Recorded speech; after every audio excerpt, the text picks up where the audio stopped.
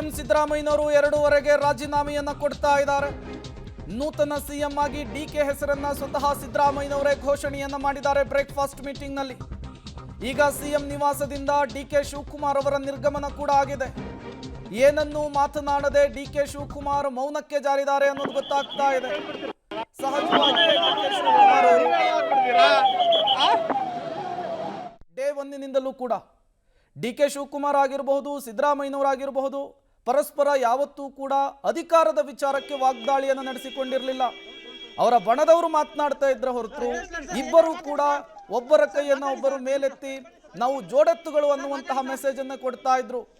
ಕೊನೆಯದಾಗಿಯೂ ಕೂಡ ಆ ಮೆಸೇಜ್ ಅನ್ನು ಉಳಿಸುವಂತಹ ಕೆಲಸವನ್ನ ಇಬ್ಬರು ನಾಯಕರುಗಳು ಕೂಡ ಮಾಡಿದ್ದಾರೆ. ನಮ್ಮಿಬ್ಬರ ಒಗ್ಗಟ್ಟು, ನಮ್ಮಿಬ್ಬರ ಹೋರಾಟ ಹೀಗೆ ಇರುತ್ತೆ ಅನ್ನುವಂತಹ ಮೆಸೇಜ್ ಅನ್ನು ಕೊಟ್ಟಿದ್ದಾರೆ. ಡಿಸಿಎಂ ಡಿಕೆ ಶಿವಕುಮಾರ್ ಮೌನ.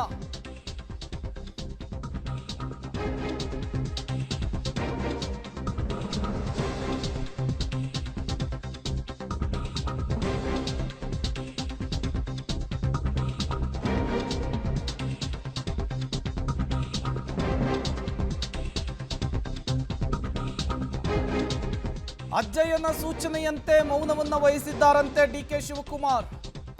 ಡಿಸಿಎಂ ಡಿಕೆ ಶಿವಕುಮಾರ್ ಅವರು ಹಾಗಾಗಿಯೇ ಮೌನಕ್ಕೆ ಜಾರಿದ್ದಾರೆ. ಯಾವುದೇ ಹೇಳಿಕೆಯನ್ನು ಕೊಡ್ತಾ ಇಲ್ಲ. ಯಾವುದಕ್ಕೂ ಏನನ್ನು ಪ್ರತಿಕ್ರಿಯಿಸಬೇಡ ಅನ್ನುವಂತಹ ಮೆಸೇಜ್ ಅಜ್ಜಯ್ಯರಿಂದ ಸಿಕ್ಕಿದೆ. ಹಾಗಾಗಿಯೇ ಡಿಕೆ ಶಿವಕುಮಾರ್ ಯಾರ ಬಳಿಯೂ ಏನನ್ನು ಕೂಡ ಮಾತನಾಡ್ತಿಲ್ಲ ಅನ್ನೋದು ಗೊತ್ತಾಗ್ತಾ ಇದೆ. ಮಾತು ಆಡಿದರೆ ಹೋಯ್ತು, ಮುತ್ತು ಒಡೆದರೆ ಹೋಯ್ತು ಅನ್ನುವಂತಹ ಮೆಸೇಜ್ ಅನ್ನ ಅಜ್ಜಯ್ಯ ಅವರು ಕೊಟ್ಟಿದ್ದಾರೆ. ಇನ್ಫ್ಯಾಕ್ಟ್ ದೆಹಲಿಗೆ ಹೋಗುವ ಮೊದಲು ಕೂಡ ಅಜ್ಜಯ್ಯ ಅವರನ್ನ ಭೇಟಿ ಮಾಡಿ ಆಶೀರ್ವಾದವನ್ನು ಪಡೆದುಕೊಂಡಿದ್ರು. ಅವರು ದೆಹಲಿಗೆ ಹೋಗ್ತಾ ಇದ್ದ ಹಾಗೆ ಅಜ್ಜಯ್ಯ ಅವರು ಮುಂದಿನ ಸಿಎಂ ಆಗಿ ಡಿಕೆ ಶಿವಕುಮಾರ್ ಅವರು ಅಧಿಕಾರ ವಹಿಸಿಕೊಳ್ತಾರೆ ಅಂತ ಭವಿಷ್ಯ ನುಡಿದಿದ್ರು. ಅಜ್ಜಯ್ಯ ಅವರು ಹೇಳಿದ ರೀತಿಯಲ್ಲಿಯೇ ಎಲ್ಲವೂ ಕೂಡ ನಡೀತಾ ಇದೆ. ಹಾಗಾಗಿ ಬ್ರೇಕ್ಫಾಸ್ಟ್ ಮೀಟಿಂಗ್ ಅನ್ನು ಮುಗಿಸಿಕೊಂಡಂತಹ ಡಿಕೆ ಶಿವಕುಮಾರ್ ಅವರು ನೇರವಾಗಿ ಅಜ್ಜಯ್ಯ ಅವರನ್ನ ಭೇಟಿ ಮಾಡೋದಕ್ಕೆ ಹೋಗ್ತಾ ಇದ್ದಾರೆ. ಅಲ್ಲಿ ಪದಗ್ರಹಣದ ಕಾರ್ಯಕ್ರಮಕ್ಕೆ ಬೇಕಾದಂತಹ ಸಿದ್ಧತೆಗಳು ಮತ್ತು ಮುಹೂರ್ತವನ್ನು ಇಡಿಸೋದಕ್ಕೆ ಮುಂದಾಗ್ತಿದ್ದಾರೆ ಅನ್ನೋದು ಗೊತ್ತಾಗ್ತಾ ಇದೆ. ಒಟ್ಟಾರೆಯಾಗಿ ಇವತ್ತಿನ ಕ್ಯಾಬಿನೆಟ್ ಮೀಟಿಂಗ್ ಭಾವನಾತ್ಮಕ ಕ್ಷಣಗಳಿಗೆ ಸಾಕ್ಷಿಯಾಗಿದ್ದು ಸುಳ್ಳಲ್ಲ.